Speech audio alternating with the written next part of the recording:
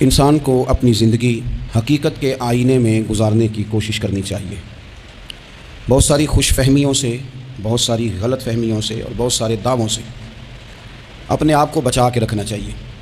اللہ تعالیٰ کی رحمت پر امید رکھنا، نبی پاک صلی اللہ تعالیٰ علیہ وسلم کی شفاعت کی امید رکھنا، نیک اور صالحین کی نسبت کی امید رکھنا، یہ برا نہیں، یہ بڑا ہی بہترین ہے، یہ بڑا ہی خوبصورت عمل ہے، اس کی بہت ساری برکات ہیں۔ لیکن کسی غلط فہمی کا شکار ہو جانا اور یہ ساری امیدیں وابستہ کر کے یا ان ساری باتوں کو پیش نظر رکھ کے بے عمل ہو جانا، اپنی زندگی کو امور خیر سے پیچھے کر لینا، یہ نہ صرف یہ کہ قابل تحسین نہیں بلکہ یہ قابل توجہ ہے، اس کی اصلاح کی ضرورت ہے۔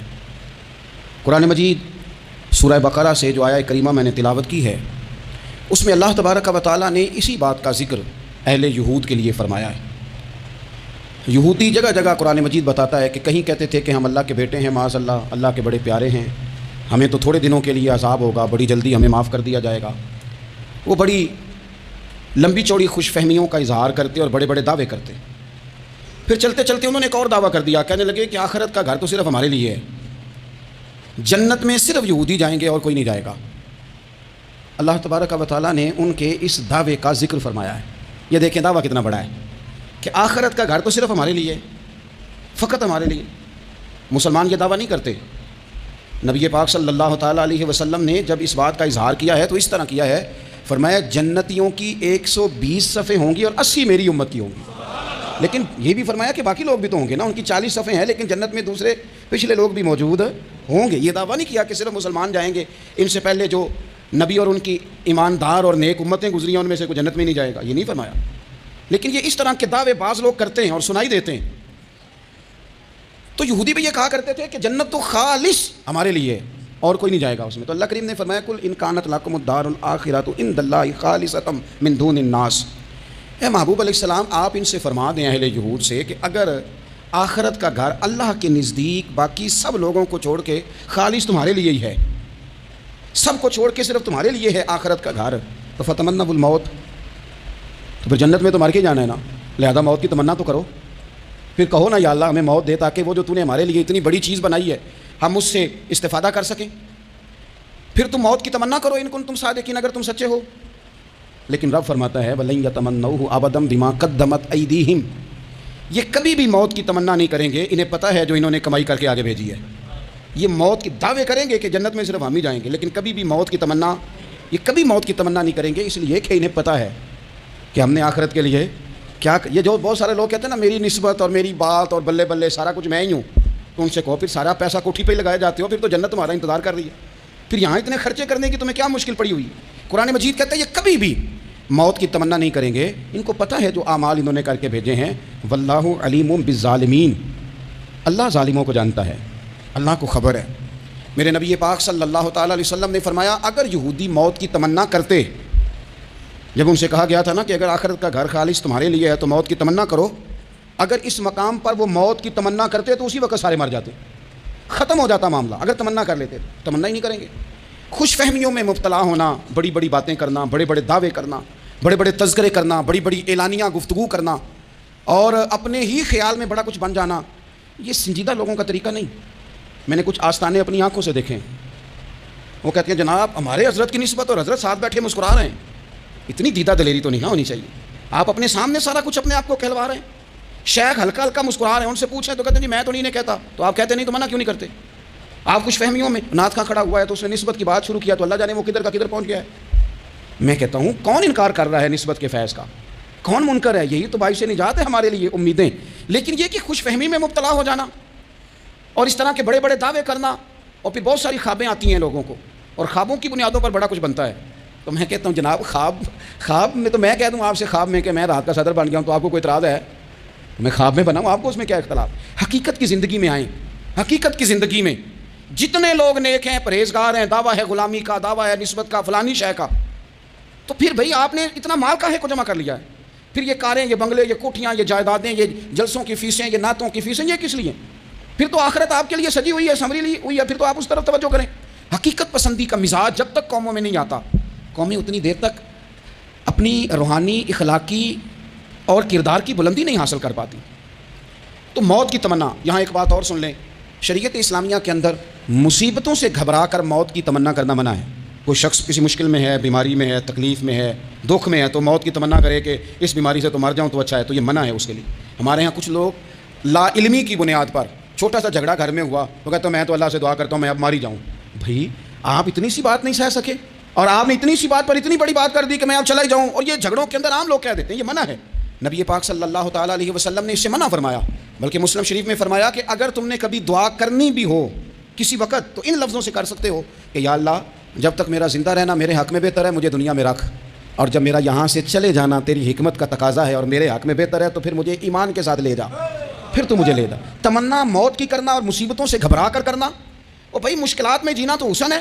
اصل میں نا جس کی جان تھی نا اس کے نام نہیں نہ لگائی ہم نے کبھی بچوں کے نام لگا دی، کبھی کاروبار کے نام لگا دی، کبھی دوستوں کے نام لگا دی، پھر وہ بے وفا ہوا تو مرنے کو جی چاہا، وہ بے وفا ہوا تو مرنے کو جی چاہا، اس نے تنگ کیا تو مرنے کو جی چاہا۔ النبی اولیٰ بالمؤمنین من انفسہم، اللہ فرماتے ہیں تم نہیں جان کے مالک، میرا نبی تمہاری جانوں کا مالک ہے۔ جان پاوے نہ جان میرے محبوبہ، میں تے لگیاں توڑ نہ بھیساں، رات تیرے وچ رول کے مرساں، تے قدم نہ پیچھا ہٹیساں، شہر تیرے دے ٹکڑے منگساں، تے تیرے کتیاں دے قدم چمیساں، آزم اے جان امانت تیری، تو جدوں منگ سے میں پیش کرے ساں۔ یہ تو کسی اور کی ہے، ہماری ہے نہیں۔ تو بہت سارے لوگ گھبرا کر ہو بڑی تکلیف آ گئی، بھئی آپ جلدی نہ کریں، بالکل جلدی نہ کریں، آپ حوصلہ پیدا کریں، اور جیا تو جاتا ہی مشکل میں ہے۔ اقبال نے کہا تھا کار جہاں دراز ہے اب میرا انتظار کر، یہ زندگی لمبی ہے، یہ مشکلات سے ہو کر کے گزرتی ہے، اس میں مد و جزر رہتا ہے۔ تو شریعت اسلامیہ میں منع ہے موت کی تمنا کرنا، موت کی خواہش کرنا، بلکہ نبی پاک صلی اللہ تعالیٰ علیہ وسلم نے تو یہاں تک ارشاد فرمایا کہ تم موت کی تمنا نہ کرو، اس لیے کہ اگر تم برے ہو اور زندہ ہو تو ہو سکتا ہے زندگی میں اللہ تمہیں توبہ کی توفیق دے دے، اور اگر تم اچھے ہو تو پھر بھی موت کی تمنا نہ کرو، اس لیے کہ اچھے ہو تو تمہاری اچھائی میں روز برکت ہی ہو رہی ہے، لوگوں کو فائدہ ہی ہو رہا ہے، خیر ہی بٹ رہی ہے۔ تمنا موت کی کرنا، اور ویسے بھی نہ ہم اپنی مرضی سے یہاں آئے ہیں اور نہ مرضی سے جانے کی کوشش کرنی چاہیے، معاذ اللہ، نہ اپنی مرضی آئے ہیں نہ اپنی مرضی سے کوئی مرنے کی کوشش کرے گا تو خودکشی حرام ہے، اور رب رسول کی مرضی سے مرے گا تو وہ شہادت ہے، وہ اس طرح کی شہادت ہے کہ جس میں کہا مردہ کہنا ہی نہیں، یہ تو زندہ ہے، اس لیے کہ میرے نام پہ مر گیا ہے۔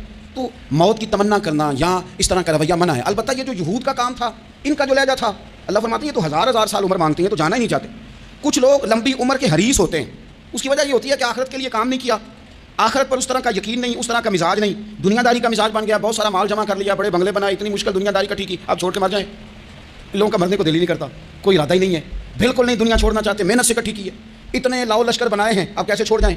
کچھ لوگ ایسے ہیں جنہوں نے گٹھڑی باندھ کے رکھی ہوئی ہے، ان کو زیادہ ویٹ نہیں کرنا پڑتا، اس لیے کہ انہوں نے کوئی سامان بوکی نہیں کرایا، تو جو ہے ہینڈ کیری ہے، اس لیے لوگ انتظار کرتے رہیں گے اور جناب بلال ابھی جنت میں پہنچ بھی جائیں گے۔ ابھی میزان عمل لگا ہوگا لیکن حضرت ابو ذر غفاری جنت میں ٹہلتے ہوئے نظر آ رہے ہوں گے۔ لوگوں نے جمع نہیں نہ کیا، جتنا مال زیادہ اس نے چیکنگ بھی اس کی زیادہ، جتنے بیگ زیادہ ایئرپورٹ پہ اتنا انتظار بھی زیادہ۔ ہینڈ کیری والے کو کوئی مسئلہ اسی کسی دے کچھ بھی نہ لگ دے تے نہ کوئی ساڈا دردی، بھائی مال کا ہے کا تو حساب کا ہے کا۔ مولا علی شیر خدا کرم اللہ تعالیٰ وجہہ الکریم سے کسی نے کہا ہم گنجائشیں تلاش کرتے ہیں نا، اور شریعت کی گنجائش اختیار کرنے میں حرج بھی کوئی نہیں ہوتا، شریعت گنجائش دیتی ہے، مال جائز ہو آپ کو تو آپ اس کو استعمال کریں، بڑا مکان بنائیں، بڑی جائیداد خریدیں، بڑی گاڑی میں سفر کریں، مہنگا موبائل خریدیں، اچھے کپڑے پہنے، کوئی منع نہیں کرتا۔ لیکن جو حضور کا مزاج ہے، جو سرکار نے اپنے لیے پسند کیا، وہ یہ ہے کہ سویرے روٹی کھانی ہے، شام کو فاقہ کرنا ہے۔ تو حضرت مولا علی شیر خدا کرم اللہ تعالیٰ وجہہ الکریم سے کسی نے کہا کہ چلو جائز پیسے اکٹھے کر لیں، جائز تو جمع کرنا منع نہیں۔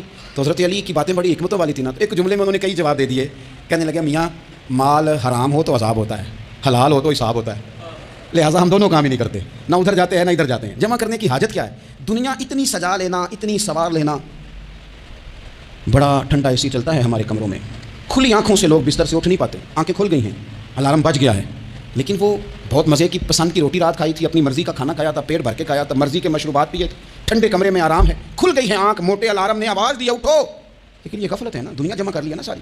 میں آپ کو صحیح بتاتا ہوں، اگر یہ ساری آسانیاں نہ ہوں، دقتیں ہوں، تو کچھ رات کو ہمیں تھوڑا پسینہ بھی آئے تو بار بار آنکھ کھلے، یہ مچھر کبھی نہ سونے دے تو بار بار آنکھ کھلے، یہ تن آرام پسند نہ ہو تو کچھ اٹھیں، کچھ رات کو گرمیوں کی چھوٹی راتوں میں بھی تہجد پڑھی جا سکے۔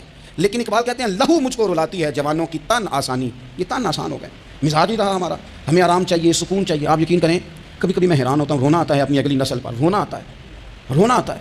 یعنی بچے مدرسے میں پڑھنے والے، چونکہ وہ اسی والے گھر سے اٹھ کے آتے ہیں، مدرسے میں پڑھنے والے بچے کہتے ہیں جناب وہ کچھ گرمی زیادہ ہے تو میری کچھ طبیعت برداشت نہیں کرتی، تو میری اماں نے کہا تھا 4 چھٹیاں لے لو کہ موسم ٹھیک ہو جائے گا تو پھر سے تعلیم ہو جائے گی۔ تو غور سے چہرے دیکھتے ہیں تو ہم کہتے ہیں یار اگر کل کو ہمیں جہاد پہ جانا پڑا تو ہم لوگ جائیں گے، ہم میدانوں میں نکلیں گے، ہم وہ لوگ ہیں جو سختیاں برداشت کریں گے۔ یہ والے لوگ ہیں جو میدان میں جائیں گے جو ایک منٹ کے لیے اتنی دنیا جمع کر لی، مرنے کو جی نہیں چاہ رہا. حضرت شاہ فرید الدین عطار رحمۃ اللہ علیہ کہتے ہیں میں بڑا مہنگا کاروبار کرتا تھا، عطر بیچتا تھا. مہنگا کاروبار ہے نا، عرب شریف کے اندر آپ جائیں تو جہاں سونے والی دکان ہوتی ہے اس کے ساتھ خوشبو والی دکان ہوتی ہے. مکہ مکرمہ میں دیکھ لیں، مسجد نبی میں دیکھ لیں، مہنگا کاروبار ہے. اور اب میرا بزنس کا کاروبار تھا. تو آپ فرماتے ہیں کہ ایک دن ایک بزرگ آ گئے، انہوں نے ایک شیشی دیکھی، خوشبو سونگی، دوسری تیسری چوتھی. اچھے سیل مین آگے بڑھ کے خود کہتے ہیں آپ کو کیا چاہیے. میں نے بھی کہا بابا جی کیا چاہیے مجھے بتائیں، کیا دیکھ رہے ہیں. تو بابا جی بڑے دھیمے ٹھنڈے اور حوصلے والے لہجے میں کہنے لگے پتر دیکھ رہا ہوں تیری جان بڑی مشکل سے نکلے گی. تو میں نے کہا وہ کیوں. کہنے لگے اتنی مہنگا مہنگا تو نے مال جمع کیا ہے، کبھی مرنے لگے گا تو یہ یاد آئے گا، کبھی وہ یاد آئے گا، کبھی سادہ کر لیں اس کو سادہ کر لیں، کبھی اس سوسائٹی والا پلاٹ یاد آئے گا، کبھی ادھر والا یاد آئے گا، کبھی لاہور والا یاد آئے گا. کہاں مرنے کو جی چاہتا ہے. اور پھر ایک اور دھوکہ ہے، میں بچوں کے لیے کر رہا ہوں. بچوں کے نام تو ایک دھیلا بھی نہیں، وہ تو سارا آپ کے اپنے نام ہے. ایسے ہی بہانہ بنایا ہوئے بچوں. کس بچے کے نام؟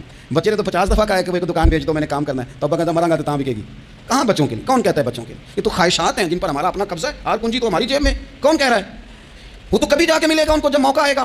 تو کہا یہ اتنا مال جمع کیا ہے تم پتر، تیری جان تو مشکل سے نکلے گی. تو کہتے ہیں میں دنیا دار تھا، دنیا دار کو نصیحت کریں تو وہ غصہ کرتا ہے، طنز کرتا ہے. کہتے ہیں مجھے غصہ آیا تو میں نے جھٹ سے کہا. لوگ کہتے نہیں تم اپنی قبریں جانا ہے تو میں اپنی. کہتے ہیں میں نے جھٹ سے کہا، میں نے کہا بابا میری جان تو مشکل سے نکلے گی تو تیری کیسے نکلے گی.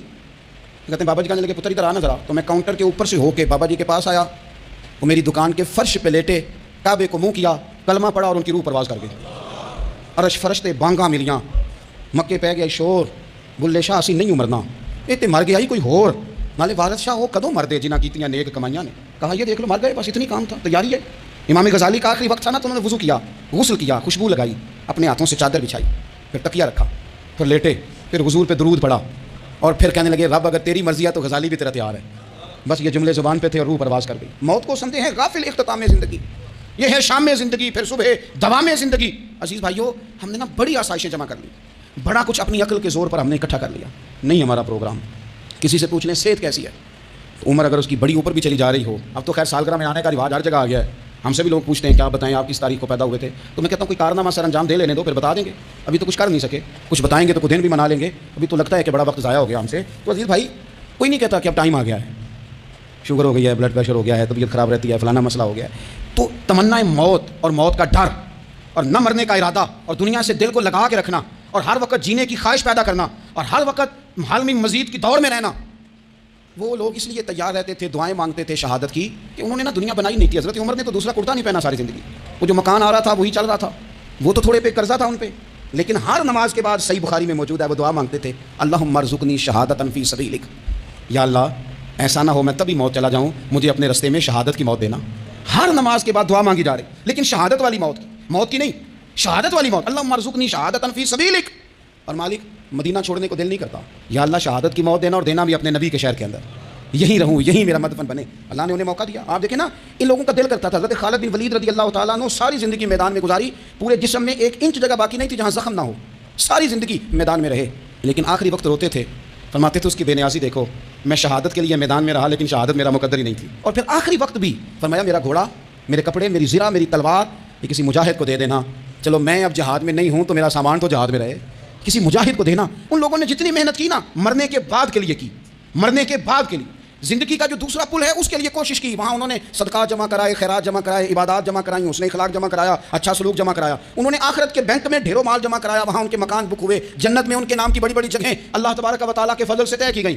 تو پھر انہیں وہاں جانے میں کوئی دشواری بھی نہیں تھی، انہیں کوئی مشکل نہیں تھی، وہ تیار تھے. لیکن چونکہ ساری محنت ہی دنیا کے لیے ہے، وہ جو خاص ایک آخرت پر مسلمان کا ایمان اور یقین اور تیقن تھا اس طرف ہمارا مزاج نہیں. آپ دیکھیے حضرت ملک الموت اسرائیل علیہ السلام نا حضرت ابراہیم علیہ السلام کی روح قبض کرنے کے لیے حاضر ہوئے. تو کہا جناب چلیے آپ کی روح لینے آیا ہوں. تو حضرت ابراہیم علیہ السلام فرمانے لگے اسرائیل، یہ قاضی ثناء اللہ صاحب پانی پتی رحمۃ اللہ علیہ نے اس کو تفسیر مظہری میں لکھا ہے. حضرت ابراہیم خلیل اللہ علیہ السلام فرمانے لگے اسرائیل کیا کوئی خلیل بھی اپنے خلیل کی روح قبض کرتا ہے؟ واتخذ اللہ ابراہیم خلیلا، اللہ نے تو مجھے دوست بنایا، دوست ہو کے دوست کی روح قبض کرنے جا رہا ہے.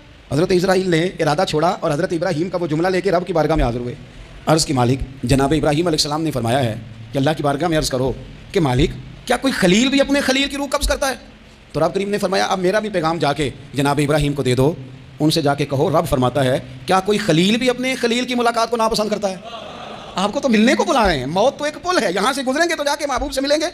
تو کیا کوئی خلیل بھی ناپسند کرتا ہے کہ وہ اپنے خلیل سے ملاقات نہ کرے؟ حضرت سیدنا اسرائیل علیہ السلام پیغام لے کے آئے، کہا ہے اللہ کے خلیل رب فرماتا ہے کیا خلیل بھی خلیل کی ملاقات کو؟ تو حضرت ابراہیم تو کھول کے روئے، کہنے لگے اب دیر نہ کر، اب ذرا جلدی کر، اب ذرا جلدی لے جاؤ. اور میرے نبی پاک صلی اللہ علیہ وسلم نے فرمایا، سیاستہ میں حدیث ہے، فرمایا تم میں سے جو رب سے ملنے کو پسند کرتا ہے نا، جو اللہ سے ملنے کا شوق رکھتا ہے نا، اللہ بھی اس کی ملاقات کو پسند فرماتا ہے۔ تم میں سے جو رب سے ملنے کا شوق رکھتا ہے، اقبال کیا کہتے ہیں تیرے عشق کی انتہا چاہتا ہوں، تو میری سادگی دیکھ میں کیا چاہتا ہوں، میرا ذرا سا تو دل ہے مگر شوق اتنا، میں وہی لن ترانی سنا چاہتا ہوں، مالک میرا دل کرتا ہے میں تجھ سے کہوں رب ارنی، میں تجھے دیکھنا چاہتا ہوں، اور تو مجھے کہے لن ترانی، تو نہیں دیکھ سکتا، میرا ذرا سا تو دل ہے مگر شوق اتنا، میں بھی وہی لن ترانی سنا چاہتا ہوں۔ پھر خود ہی کہنے لگے او بھری بزم میں راز کی بات کہہ دی، میں بڑا بے ادب ہوں سدا چاہتا ہوں۔ یہ تو سب کو بتانے والی بات ہی نہیں تھی جو میں نے بتا دی، بھری بزم میں راز کی بات کہے، بڑا بے ادب ہوں سدا چاہتا ہوں۔ نبی کریم علیہ السلام نے فرمایا تم میں سے جو رب کی ملاقات کا شوق رکھتا ہے نا، اللہ بھی اس کی ملاقات کو پسند فرماتا ہے، اور فرمایا تم میں سے جس کا رب سے ملنے کا شوق نہیں نا، اللہ بھی اس کی ملاقات کو پسند نہیں فرماتا۔ یہ سیاستہ میں حدیث ہے۔ ایک دفعہ غور کر لیں، فلاں سے ملنے کو بھی جی چاہتا ہے، فلاں علاقہ دیکھنے کو بھی جی چاہتا ہے، فلاں کی ملاقات کو بھی جی چاہتا ہے، کبھی اس کو ملنے کو بھی جی چاہتا ہے جس نے بنایا ہے سارا کچھ، کبھی اس کی صحابہ تو تڑپ کے حضور کی بارگاہ میں آئے تھے نا، وَإِذَا سَأَلَكَ عِبَادِي عَنِّي فَإِنِّي قَرِيبٌ، تڑپ کے کہا تھا یا رسول اللہ صلی اللہ علیہ وسلم، سالوں بیت گئے، سجدے کرتے، عبادت کرتے، روزہ رکھتے، حج کرتے، زکوٰۃ دیتے، اب دل کرتا ہے کبھی وہ ملے، کبھی اسے دیکھیں، کبھی یہ حقیقت منتظر نظر آنا لباس مجاز میں، لاکھوں سجدے تڑپ رہے ہیں میری جبین نیاز میں، دل کرتا ہے ملنے کو۔ تو جب صحابہ نے آ کے حضور کی بارگاہ میں عرض کی نا یا رسول اللہ رب سے ملنے کو جی چاہتا ہے، تو اللہ نے فرمایا وَإِذَا سَأَلَكَ عِبَادِي عَنِّي فَإِنِّي قَرِيبٌ، اے محبوب جب میرے بندے آپ کے پاس آ کے میرے بارے میں سوال کریں تو ان سے فرما دو میں تو ان کے قریب ہی ہوں، جب بھی دعا مانگیں گے میں ان کی دعاؤں کو قبول فرماؤں گا، میں قریب ہوں ان کے۔ اپنے دل کے اندر شوق ہو، اللہ رسول کی طرف بڑھنے کا شوق ہو، مسلمان موت سے نہیں ڈرتا۔ لیکن صحیح بخاری اور صحیح مسلم میں حدیث ہے، نبی پاک علیہ السلام نے فرمایا آج ایک مسلمان 1000 کافر کو آگے لگا لیتا ہے اور کافر بھاگ جاتا ہے، ایک وقت آئے گا ایک کافر ہوگا اور 1000 مسلمان کو بھگا ڈالے گا۔ یا رسول اللہ کیوں؟ ہمارے پاس اسلحہ نہیں ہوگا، ہمیں لڑنے کا سلیقہ نہیں آئے گا۔ تو نبی پاک علیہ السلام نے فرمایا یہ مسئلہ نہیں، تمہیں وہن ہو جائے گا، وہن۔ یا رسول اللہ یہ وہن کیا ہوتا ہے؟ تو حضور نے فرمایا تمہیں نا زندگی سے پیار ہو جائے گا، تمہیں مرنا برا لگے گا، کراہت آئے گی مرنے سے، تم مرنا نہیں چاہو گے۔ تو جب کسی کو زندگی سے پیار ہو جائے تو پھر وہ بھاگتا ہے، پھر وہ ہر بندے کی ہر بات مانتا ہے چونکہ وہ جینا چاہتا ہے۔ اور کچھ لوگ ایسے ہوتے ہیں وہ جب بدر میں مسلمان پہنچے نا تو جاسوس بھیجا ابو جہل نے، کہا جاؤ پتہ کر کے اور لوگ کتنے ہیں اور ان میں جوان کتنے ہیں، بوڑھے کتنے ہیں اور اسلحہ کتنا ہے۔ جاسوسی اس دور میں بڑی آسان تھی، کوئی مخصوص وردی تو فوجیوں کی ہوتی نہیں تھی۔ تو وہ شخص آ گیا، مسلمانوں کو دیکھ کر واپس گیا، تو جا کے اس نے بدر کے دن ابو جہل سے کہا کہ وہ 313 ہیں اور ان میں بچے بھی ہیں، بوڑھے بھی ہیں اور اسلحہ بھی زیادہ نہیں، اور گھوڑے اور اونٹ اور سواریاں بھی تھوڑی ہیں۔ تو ابو جہل بڑا ہنسا اور معاذ اللہ کہنے لگا کیا انہیں ہم سے لڑنا ہے، تھوڑے سے تو لوگ آئیں، اس طرح کرو صبح نا انہیں پشتوں پہ باندھ کے نا گھوڑوں کی تو مکے لے چلتے ہیں، وہاں جا کے دیکھیں گے ان کے ساتھ کیا کرنا ہے۔ تو وہ جاسوس کہنے لگا پوری بات تو سن لے۔ اس نے کہا پوری بات کیا ہے؟ کہنے لگا آئے 313 ہیں پر گھر واپس جانے کا کسی کا بھی ارادہ نہیں، وہ کشتیاں جلا کے آئے ہیں، میں رات وہاں گزار کے آیا ہوں، میں نے بوڑھوں کو بھی شہادت مانگتے دیکھا ہے، میں نے بچوں کو بھی شہادت مانگتے دیکھا ہے، میں نے ایک ایک کے سینے میں مر مٹنے کا جذبہ دیکھا ہے، وہ جینے کی امنگ لے کے نہیں آئے، ہتھیلی پہ رکھ کے آئے ہیں جان، اور ایک ایک شخص شہید ہو کے جانا چاہتا ہے، اور وہ ایک دوسرے کے پیچھے چھپیں گے نہیں۔ یہ جو موت ہے نا، موت یہ تو ایک پل ہے، اس سے گزریں گے، اللہ رسول کے حضور جائیں گے، جنت کی نعمتیں، خدا کی تیار کی ہوئی رحمتیں، مسلمان کا آگے بڑھ کے استقبال کریں گے۔ حضرت عمار بن یاسر رضی اللہ تعالیٰ عنہ کو زخم لگ رہا ہے میدان جہاد میں، اور تیز زخم لگ رہا ہے، سخت تکلیف میں۔ تو ایک شخص نے آ کے پوچھا کیا حال ہے؟ تو آپ فرمانے لگے حال کیا ہونا ہے، تھوڑا سا ٹائم رہ گیا ہے۔ تو بندہ پریشان ہو گیا، اس نے کہا کس بات میں؟ فرمانے لگے تھوڑا سا ٹائم رہ گیا، بس میں نبی پاک سے ملنے والا ہوں اور حضور کے صحابہ سے ملنے والا ہوں۔ حضرت عمار بن یاسر رضی اللہ تعالیٰ کہنے لگے تھوڑا سا ٹائم رہ گیا، تھوڑا سا مرنا مرنا ہر کوئی آکھے تے میں بھی آکھاں مرنا، جس مرنے کی خوشبو نہ آوے او مرنا کی مرنا، جس مرنے وچ سونا راضی اس مرنے تو کی ڈرنا، ایک گل رکھنا یاد کہ میرا جس دن ہووے مرنا، سب کچھ کرنا، سب کچھ کر کے میرا منہ روزے ول کرنا، شاید میرا آقا آوے میں دیدار حضور دا کرنا۔ فرمایا کہ وہ تو بالکل قریب آ گیا ٹائم۔ حضرت سیدنا بلال حبشی رضی اللہ تعالیٰ عنہ آخری وقت ہے، لوگ بڑا اس کا منظر جب بیان کرتے ہیں تو خوفناک بیان کرتے ہیں، اس طرح کا لہجہ اختیار کرتے ہیں کہ بات سن کے بندہ کہاں جائے۔ سیدنا بلال حبشی رضی اللہ تعالیٰ عنہ بالکل آخری وقت ہے، جانے کا ٹائم۔ تو حضرت بلال کی اہلیہ قریب بیٹھی ہیں، تو کہنے لگی بڑے غم کا موقع آ گیا، غموں کی رات شروع ہو گئی، حالات میرے لیے مشکل آ گئے۔ آپ نے فرمایا کیا ہوا؟ کہنے لگی آپ جا رہے ہیں؟ تو حضرت بلال کہنے لگے یہ غم کا موقع نہیں، یہ تو خوشی کا موقع ہے، میں جاؤں گا تو حضور سے ملوں گا نا، جاؤں گا تو نبی پاک سے ملاقات ہوگی، یہ تو میرا ملاقات کا وقت آیا۔ تو اپنی زندگی کے اندر انسان کچھ اپنی آخرت کے لیے کرے، کچھ زاد راہ جمع کرے، کچھ وہ تیاری کرے، کچھ اس کے پاس ایسے اعمال ہوں جس کی بنیاد پر اس کا رب رسول کی بارگاہ میں حاضری کو جی چاہے۔